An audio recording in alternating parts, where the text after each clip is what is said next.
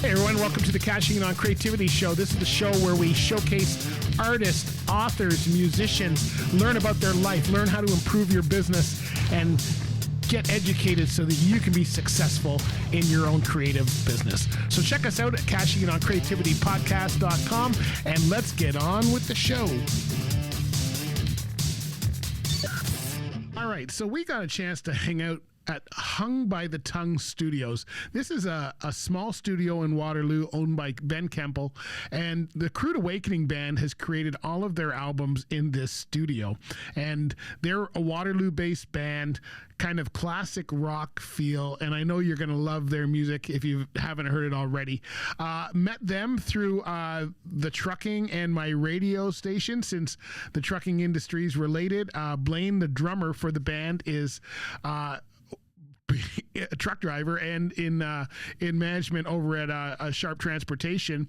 So his dispatcher is also a drummer from another band that we've had on here before. So they connected with me, and since then we've been big supporters of the band. And I gotta tell you, it's been a lot of fun watching them grow they're all talented musicians, but watching them grow their band awareness, if you will, create albums. This is the second album they're working on right now, and we are old enough that we can call them albums. Now, the fun thing is I get to play a lot of indie musicians. I get to work with a lot of indie artists through the radio side, but I don't get to get into the studio. I'm not a musician, don't play any instruments, certainly don't sing. Okay, that's it.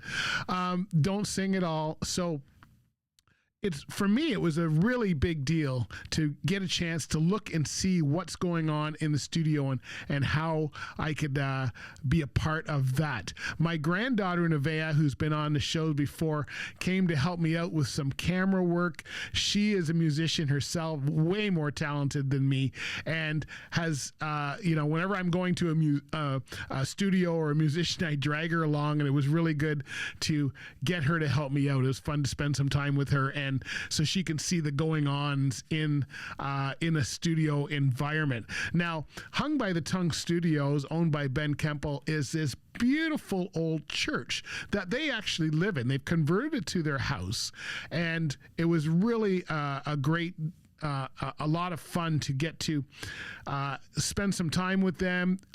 Him and his wife are absolutely wonderful people. He opened up his place, and it's quite interesting because the band is actually on the main floor, and all the microphones and everything are hooked into the basement where Ben actually sits to do his thing.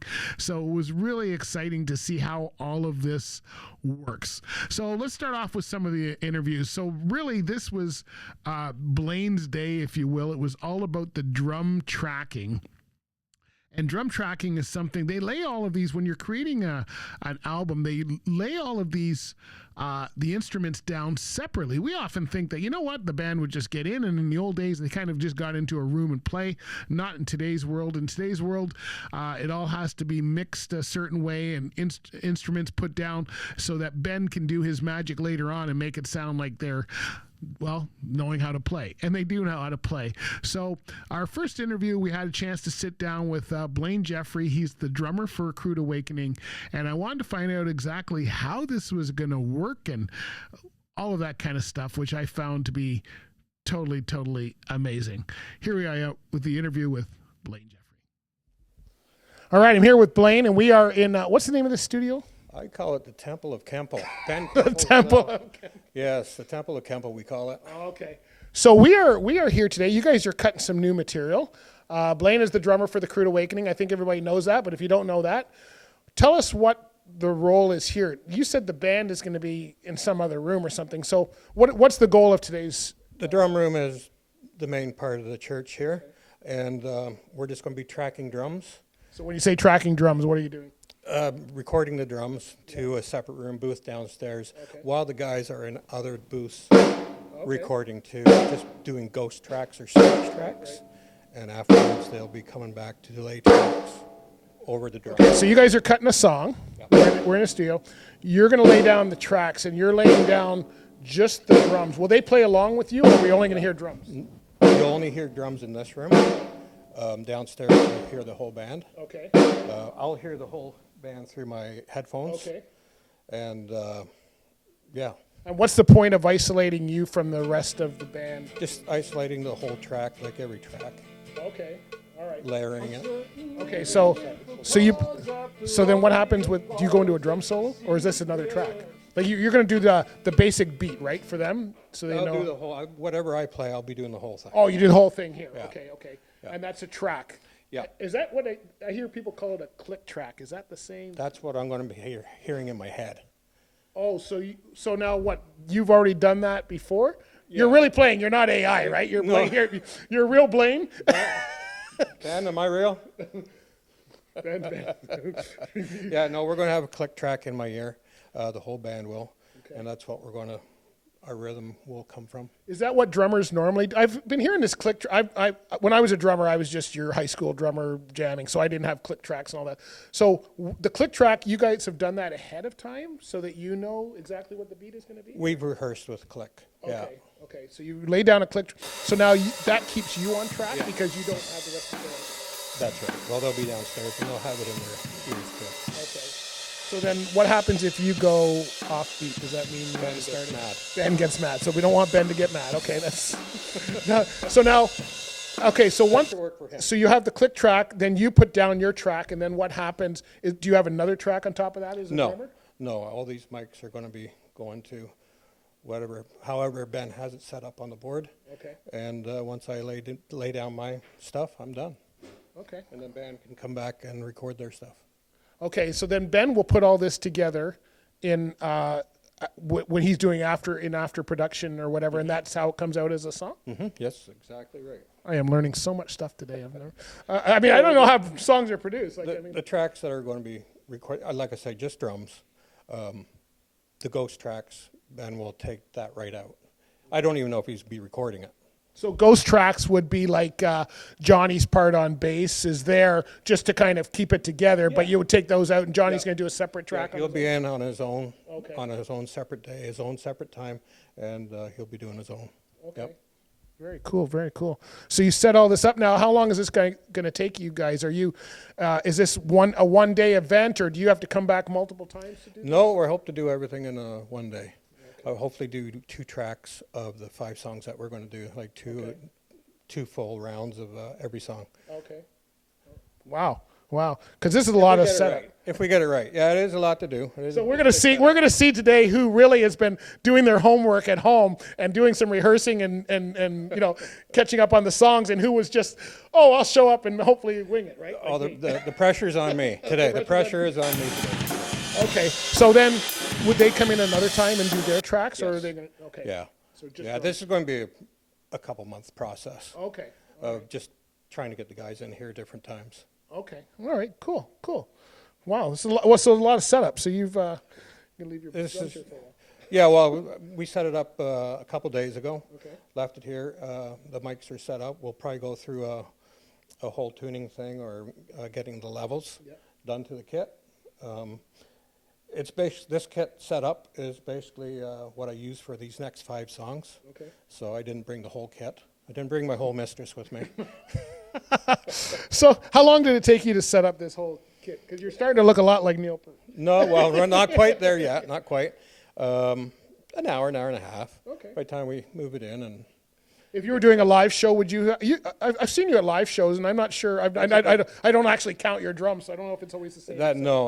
it's a couple hour setup. I bring more drums, more gear. I left a lot of cymbals at the rehearsal studio. Right. But this is, like I say, this is all I use for these next few tracks. Okay. Okay. And what kind of set have you got here? Is Evans? Is that the name? Or That, just a skin? it's a Yamaha set, 1984 recording customs. I've had them since brand new. Okay. So they're 41 years old now. Okay. They sound great. They always have. Yeah. I got Evans heads on today. Okay. I was hoping to change them, but there's no time to do that today. What's the point in changing the heads? Do they not Just sound different sound. Okay. These have been on for a little while, but I've tuned them up, and they're sounding all right. Do you make your own drum kits too? Because I know a lot of my friends who are drummers kind of make their own kits. I don't know. They buy the skins and all the stuff and put it together. No, I have a few drum sets, Yeah. but this is my baby. This is This is my go-to. You can't beat a recording custom Yamaha. Wow. From the 80s.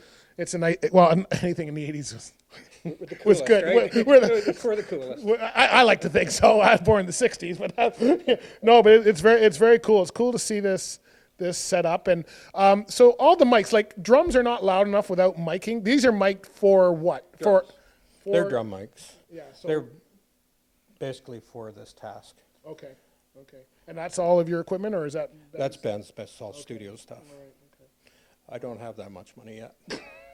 Well, afford microphones. you work in the trucking industry like me. You That's know, why. that's why we're trying to do this. Wow. This is cool. Now, do you do any vocals? I'm not sure. You? I do some background vocals. Okay, so would you do them today, or is No, that that'd be a separate day. A separate. Yeah, it all gets breakdown. After drums are done, bass comes in. The two rhythm guitar players come in, and then they'll do leads, and then the vocals, then the backups. So it's quite a process. I see that. So it takes a while. Yeah, that's cool because I'd never understood, I know bands go into studio and I've heard of click tracks and all these. I don't know if I understand all that because I've never been on the production side of, I just play your songs when they're done. And you do a good job of that, so thank you. So we're hoping this will come out. We're starting here. We're in January 2026 now. When would we expect to see a finished product? May, I would June? think. Okay. May, June, I think, would be a good EP release. Yeah, because you guys are doing some stuff in the summer, so it'd be nice to have some New stuff that we'll be able to play. We want to release it as soon as possible so we can start playing it live. Me too, because I want to start playing it live too. There you go. I'm glad you're here to see some of the process. It is. I think it's cool. I think this is really cool, and it's not something people generally get to see. Just the studio. We're in an old church, which is just amazing here. Yeah, no, Ben's got an awesome place here. I'm surprised. I couldn't live in a church because I'm sure something bad would happen.